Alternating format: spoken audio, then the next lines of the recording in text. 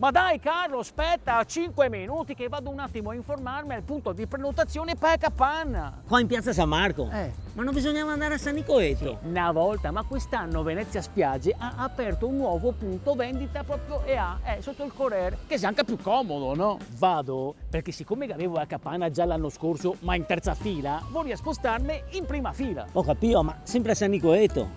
Certo. No, perché mi San Nicoletto, cioè, ho dei ricordi che una volta si entrava, mamma mia, c'era direttamente un tuffo negli anni '80. Una volta, era chi ha fatto un restyling completo della spiaggia, chi ha fatto tutto nuovo, chi ha rifatto le capanne, i bagni, che se locali, che se bar, un posto veramente cool. Cool!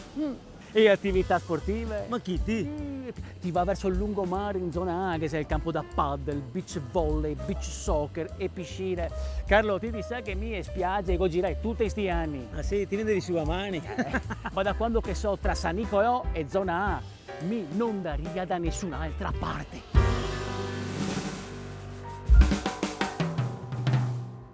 Chissà che quasi quasi sto anno. Ora vieni a informarti un gattino da Venezia Spiagge. Ti sei qua? Ma i prezzi?